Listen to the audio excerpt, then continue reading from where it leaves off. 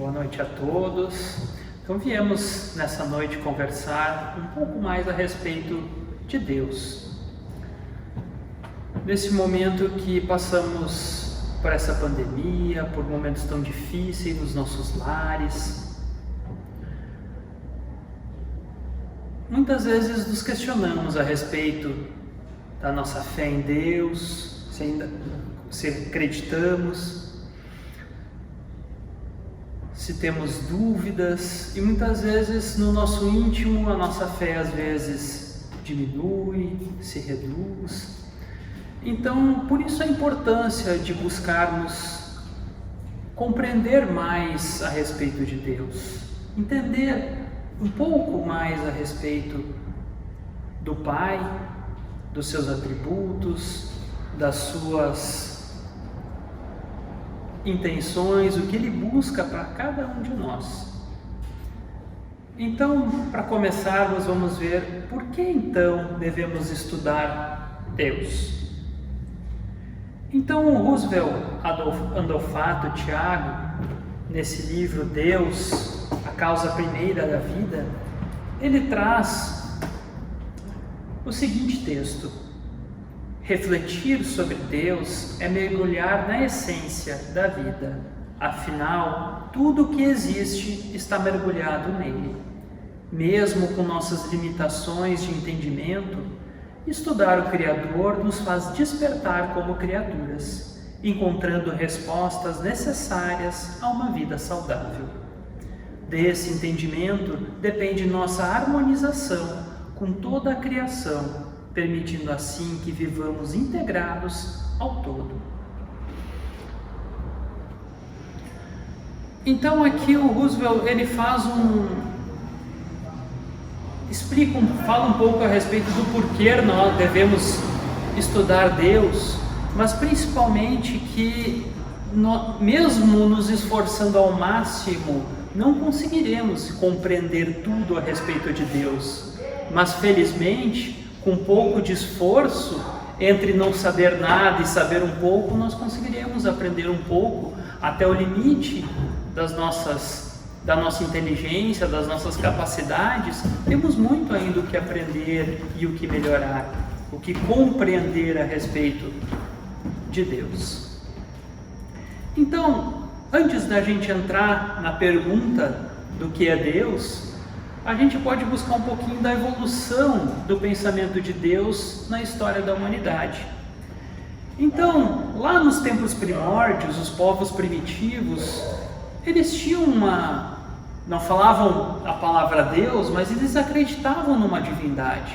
E para eles, tudo aquilo que era desconhecido para eles era de origem divina.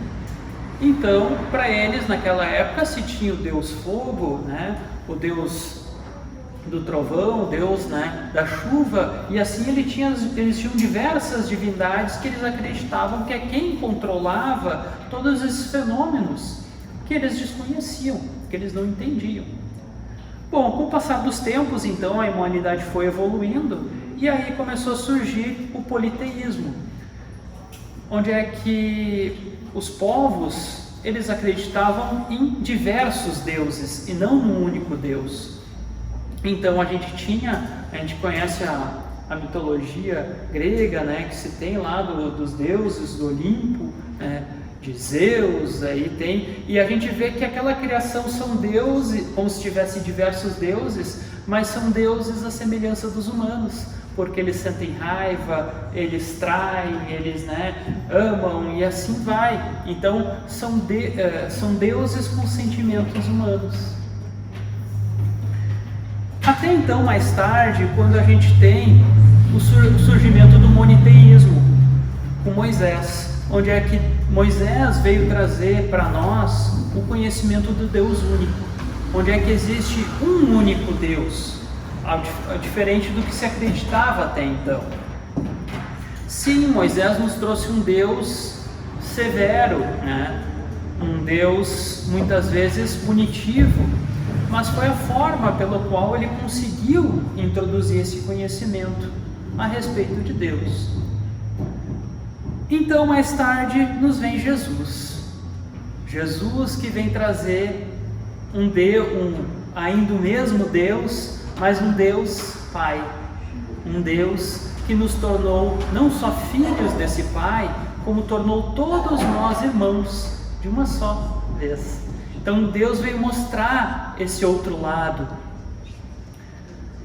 que a gente até então não conhecia. A gente tinha medo de Deus, porque foi a forma no início como Moisés não conseguiu nos trazer para a gente começar a acreditar no único Deus. E aí, avançando, a gente chega no século XIX, onde é que era estampado nos jornais: Deus está morto. Então podemos dizer aí num dos ápices no momento onde é que as ciências estavam avançando vertiginosamente, o homem, na sua soberba, no seu orgulho, acreditava que podia explicar tudo. Não existe mais Deus, a ciência explica tudo, a ciência pode tudo. Infelizmente, com o passar do tempo, com o estudo das ciências avançando ainda mais além daquilo que tinha avançado, começou a se ver que não, a ciência não consegue explicar tudo. E a gente começou a ver que cada vez mais tínhamos mais cientistas acreditando em Deus. E a gente vê que nos tempos de hoje, cada vez mais as pessoas estão procurando a parte espiritual, procurando algo que está faltando em suas vidas, que a matéria não preenche. Bom, então, como é que nós podemos definir Deus? Como é que eu defino Deus para mim? Muitos pensam em Deus como aquele velhinho sentado no trono, lá no céu, olhando por todos nós. Outros pensam como uma luz, Então são formas e formas, cada um tem a sua maneira de imaginar e pensar em Deus.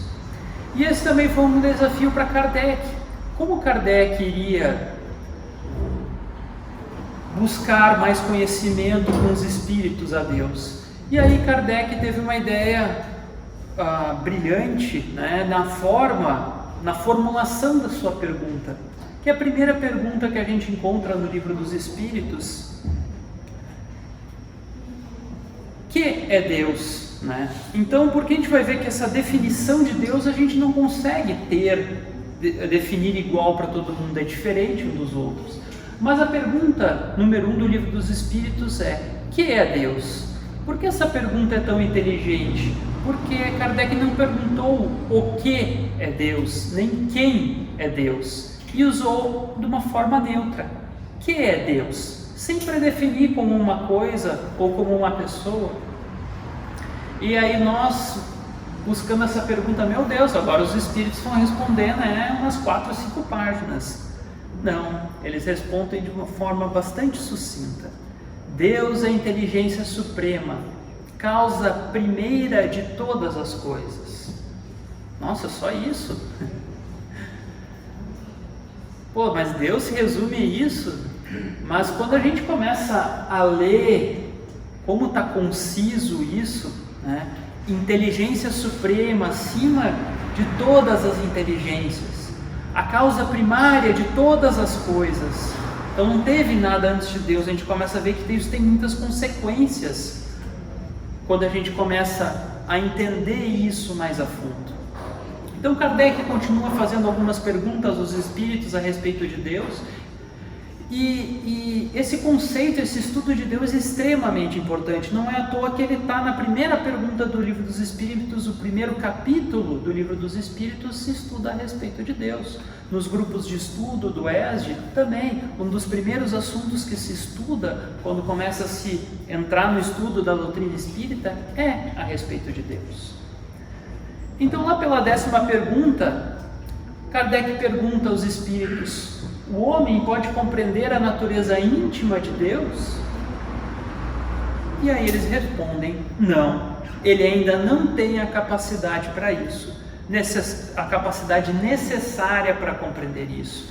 Então nós não adiantamos imaginar que, por mais avançados que estejamos no momento, por mais inteligência que possamos acumular na humanidade, a gente não pode ter a pretensão de querer compreender a fundo a natureza íntima de Deus. a gente não vai conseguir chegar nesse ponto no estágio evolutivo que a gente se encontra. Se sabe que à medida que nós formos evoluindo enquanto espírito, através das várias reencarnações, um momento podemos chegar de ter esse vislumbre de compreender Deus mais a fundo. Mas como a gente falou no início, não quer dizer se a gente não pode entender tão a fundo a Deus, pelo menos alguns aspectos, alguns pontos deles nós podemos compreender e entender. Bom, o segundo ponto que a gente gostaria de comentar é a respeito de Deus e Jesus. Em alguns segmentos religiosos, muitas vezes tem uma certa confusão a respeito de Deus e Jesus, imaginando como Jesus fosse a personificação de Deus, ou seja, como se fosse uma coisa só. Isso se baseia muito no Evangelho de João, no capítulo 10, versículo 30, em que Jesus diz: meu Pai e eu somos um. Então esse trecho que dá essa margem de interpretação errada. Quando na verdade o que Jesus queria dizer quando eles eram um, é que eles eram um em pensamento. Então Jesus estava ali trazendo o conhecimento de Deus, né? O pensamento que Jesus exprimia é o mesmo pensamento de Deus, e não que ele era Deus. Tanto que mais tarde, em outros versículos, Jesus desmente isso, mostra como ele e Deus são duas coisas diferentes, e não a mesma coisa, né? Em Deus, ele é o Pai, e Jesus é o Filho. A palavra que ouviste não é minha, mas do Pai que me enviou. João capítulo 14, versículo 24. Então, mais uma vez aqui ele deixando muito claro, né, que Deus e Jesus são duas coisas diferentes. Assim procedo para que o mundo saiba que eu amo o Pai e faço como o Pai me ordenou. Então, mais um trecho mostrando essa diferença. Então Jesus teve uma grande importância em trazer isso, em tornar a humanidade filha de Deus e irmã entre si. Então por isso que nós falamos que todos nós somos irmãos, porque somos filhos de um mesmo Pai. Assim como Jesus é o nosso irmão muito mais evoluído, mais adiantado, modelo perfeito que Deus nos enviou para nos servir de modelo e guia, mas é também nosso irmão. Continuando no livro dos Espíritos, nós vamos encontrar uma outra pergunta que traz atributos de Deus. Então temos lá 7 atributos que falam a respeito de Deus. O primeiro deles é que Deus é eterno. Mas Deus, o que quer dizer que é eterno? Deus é eterno. Quando a gente fala eterno, tem aquele símbolozinho, que ele não tem começo nem fim. Então, que Deus é eterno é isso mesmo. Deus não teve início e não terá fim. A gente fala que nós, espíritos, somos imortais, que nós tivemos um início, mas nós vamos seguir, não teremos fim, nós vamos viver até o final dos tempos. Então, nós somos imortais. Deus é eterno. O segundo ponto, Deus é imutável. Então, não temos como mudar Deus. Muitas vezes a gente acha que Deus mudou, mas não é Deus que mudou. É a nossa compreensão de Deus que muda com o passar dos tempos. Deus continua o mesmo. Deus é imaterial. Seria meio ilógico imaginar que Deus pudesse ser afetado pela matéria. Não, Deus é de um elemento completamente diferente do que a gente pode imaginar. Deus é o único. Se houvesse mais deuses, como é que ficaria isso? Ia ficar quem que ia estar controlando o universo? A gente precisa ter um ser dando início a tudo. Deus é todo poderoso. Então, além desse poder acima, ele também nos leva a crer que Deus não tem como qualquer outro ser no universo ter algum atributo melhor do que Deus. porque Deus está acima de tudo, Ele é inteligência suprema. Então a gente não pode achar ninguém que é mais inteligente que Deus, ninguém que é mais amoroso que Deus.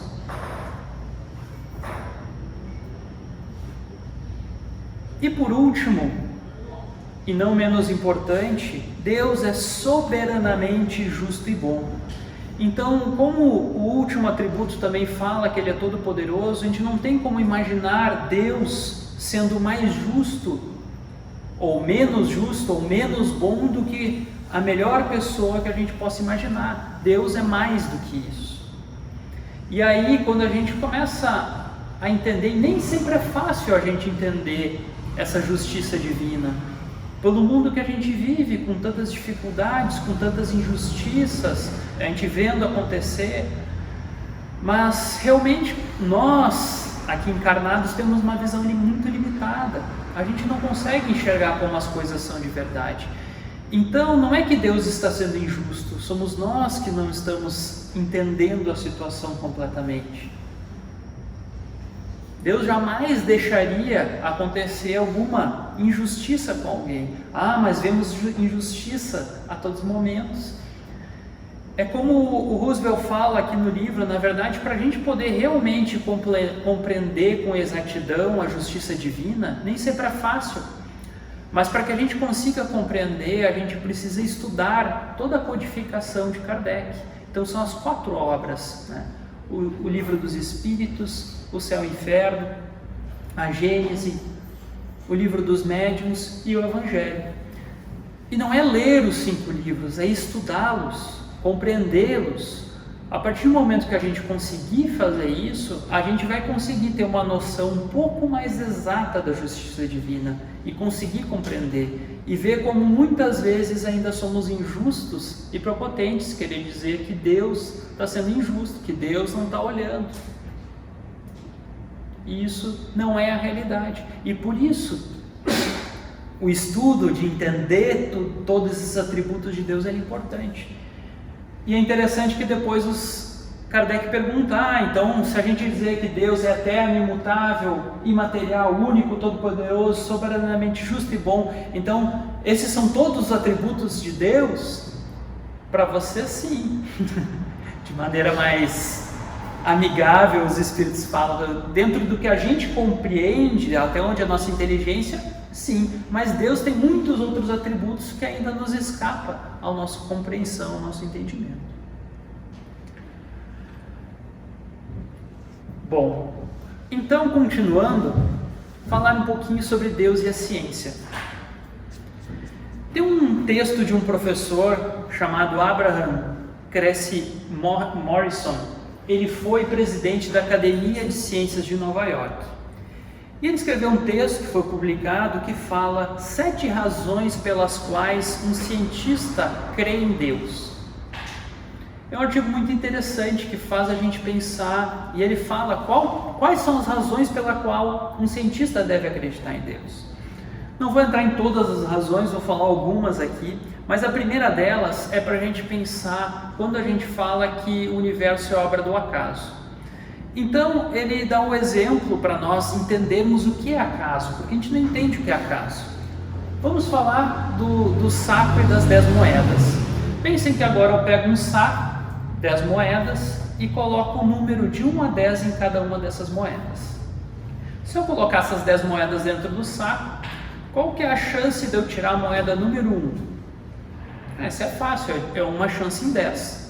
Bom, se eu pegar essa moeda e colocar de volta, qual que é a chance de eu tirar a moeda número 2 em seguida, em sequência? A chance é 1 em 100. Se eu tirar e depois devolver a moeda 2 e tirar 3, 1 em 1000.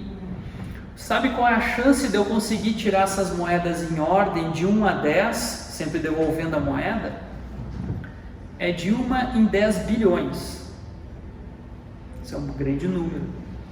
Só para vocês terem uma ideia, se alguém quiser fazer experiência em casa, quem conseguir tirar de 1 a 8, a gente pode dizer que tem muita sorte, porque a chance de ganhar na Mega Sena é 1 em 50 milhões.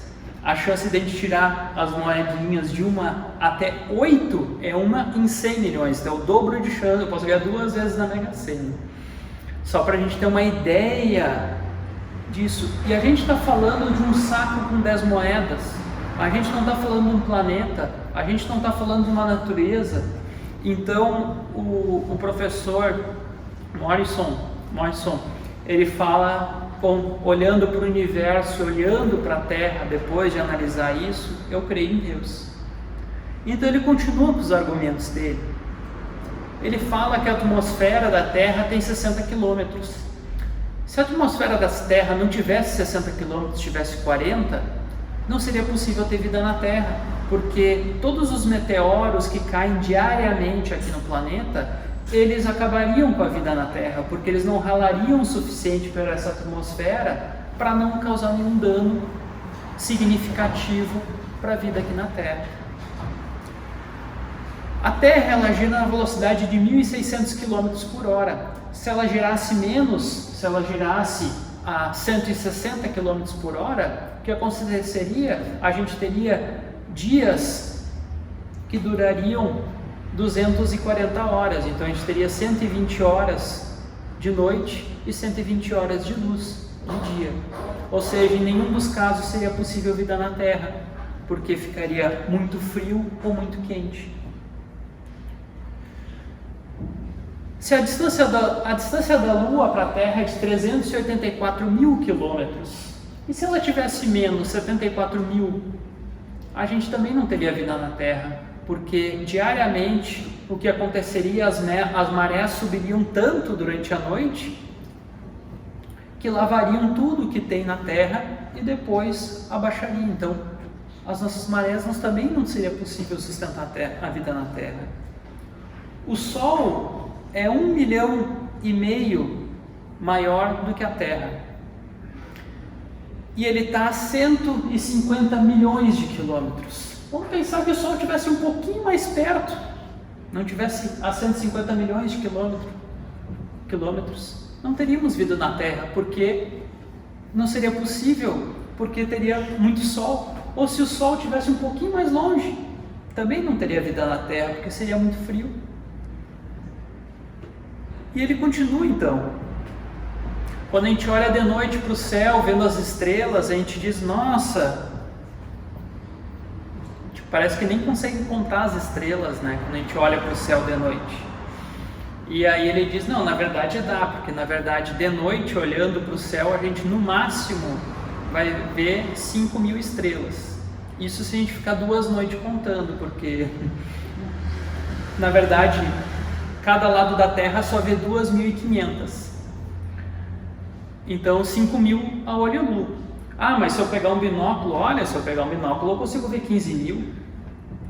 E se eu pegar um telescópio, 100.000, se eu usar o telescópio mais potente que a gente tem no momento, o Hubble, a gente consegue ver 1 bilhão de estrelas aqui na nossa galáxia que a gente se encontra. Bom, e quantas estrelas é estimado que tem na galáxia? 100 bilhões. Na nossa galáxia, sendo que o universo é para ter 100 milhões de galáxias. Então a gente se perde nesse mundo. Então se a gente falar que a gente é que o nosso planeta é uma gota no oceano, é muito. Quem dirá de nós? Então esse universo inteiro criado ao acaso, sem querer, é por isso que o cientista crê em Deus. Então, por última frase aqui do Louis Pasteur, um pouco de ciência nos afasta de Deus, muito nos aproxima.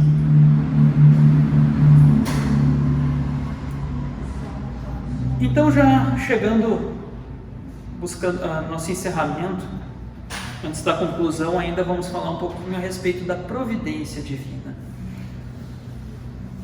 A providência divina é algo que às vezes é difícil da gente explicar, mas a gente entende que na realidade a providência divina nada mais é do que a solicitude de Deus para com todas as criaturas. O que quer dizer isso? É aquele Pai zeloso que cuida de cada um de nós. Não existe ser, não existe nada nem ninguém que é pequeno demais para a atenção de Deus. Então Deus está nesse momento prestando atenção em nós. Deus se preocupa com nós, quer que a gente evolua, quer que a gente cresça. Deus está em toda parte, tudo vê, a tudo preside, mesmo as coisas mais insignificantes. Na Gênesis capítulo 2, item 20. Então quando a gente fala que não cai só uma folha sem que Deus queira, é a mais pura da realidade. Porque Deus tem todas as suas leis, criou as leis no universo perfeito. Elas existem, estão aí para nos auxiliar a nossa evolução. Claro que muitas vezes a gente fica revoltado com as coisas que nos acontecem, que às vezes a gente não consegue, não evolui, mas muitas vezes os Espíritos nos falam que na realidade nós somos ainda crianças espirituais. A gente ainda tem pouco conhecimento, pouca evolução, e por isso a gente é aquela criança birrenta que muitas vezes não ganhou, né, o brinquedo que queria, que não ganhou aquilo que gostaria e está ali reinando. A gente tem uma visão muito curta ainda das coisas. Então, por isso essa importância de a gente estudar tanto a respeito de Deus e compreender, para que a gente não seja tão impertinente e tão injusto com Ele. Muitas vezes, é claro, quando a gente passa pelo momento da dificuldade, nenhum de nós, ai, que feliz que eu estou nessa dificuldade. Teríamos que ter muito evolução. Se alguém viesse aqui correndo em nós e nos espetasse com uma agulha e injetasse algo em nós, a gente não gostaria. Mas se a gente soubesse que essa agulha na realidade está trazendo remédio para me curar, eu ficaria feliz. Então a gente não tem essa visão, nem essa grandiosidade para entender muitas vezes por que ainda passamos por tantas dificuldades. Temos dificuldade de nos entender muitas vezes, quanto mais conseguir entender a fundo a natureza de Deus. Então agora sim, para a gente encerrar, vou trazer um texto do Eurípides Barzanufo, que é quase uma poesia, falando a respeito de Deus. Então ele começa assim: o universo é obra inteligentíssima, obra que transcende a mais genial inteligência humana. E como todo efeito inteligente tem causa inteligente, é a inteligência das inteligências, a causa das causas, a lei das leis, o princípio dos princípios, a razão das razões, a consciência das consciências. É Deus.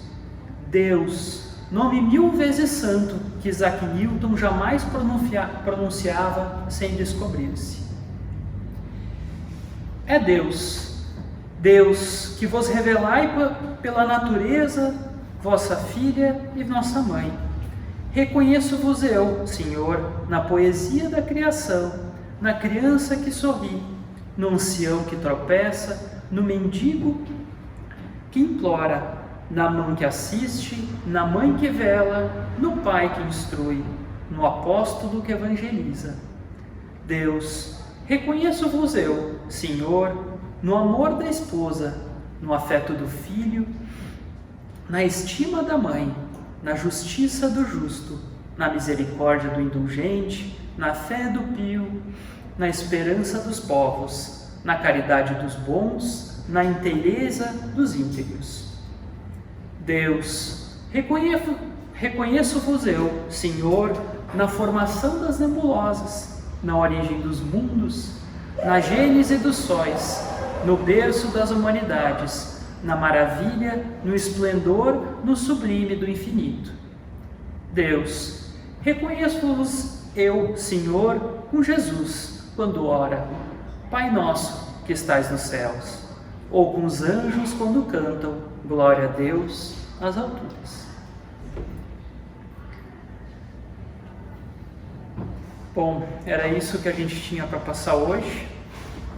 Então, quem quiser buscar um pouquinho mais, como eu falei, nesse livro Deus, A Causa Primeira da Vida, do Roosevelt, do Adolfato Tiago, é excelente, muito bom.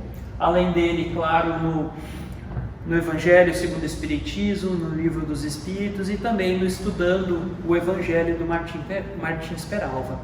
Então, eu agradeço a paciência de todos. Nós é que agradecemos, Guilherme, por todos esses esclarecimentos da noite. E agora, então, nós vamos passar a nossa irmã Cércia, que fará a prece de encerramento junto ao Paz.